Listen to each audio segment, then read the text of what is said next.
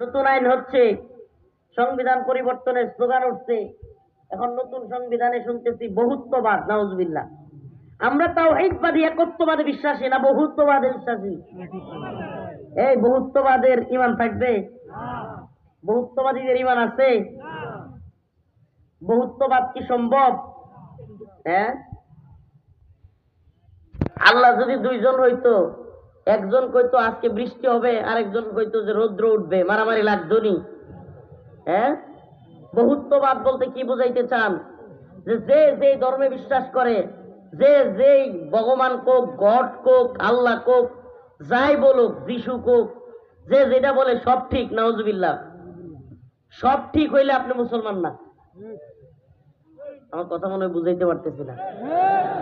আমারে কন্যা, যদি ইসলাম ছাড়া অন্য সব ধর্ম সঠিক হয়, তাইলে আমার মুসলমান হওয়ার দরকার আছে?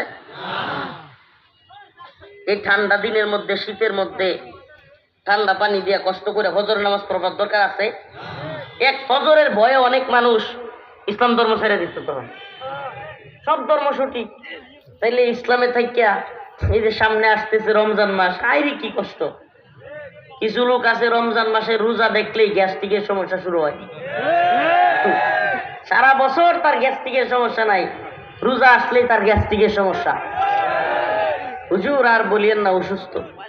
আমাদের দেশে মা বোনেরা ঠিক মতো পর্দা করলে করুক আর না করুক, রমজান মাসে চায়ের স্টলগুলো, হোটেলগুলো ভালোই পর্দা করে। আছে না নাই?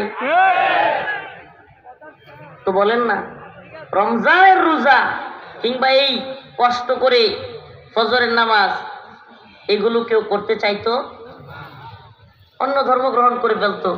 তাইলে সব ধর্মই সঠিক নাকি ইসলাম সঠিক? ইন্নাদ-দীনা ইনদাল্লাহিল ইসলাম।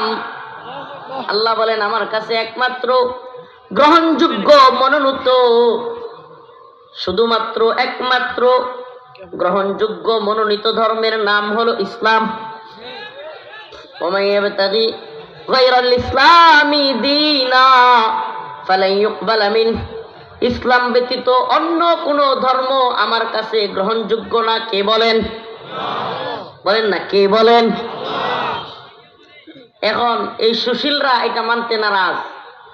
এদের বক্তব্য হলো সব ধর্মই সঠিক। নাউজুবিল্লাহ। নাউজুবিল্লাহ কোন? আন্তধর্মীয় চিন্তা চেতনা, ইন্টারফেথ ষড়যন্ত্র চলছে চলছে।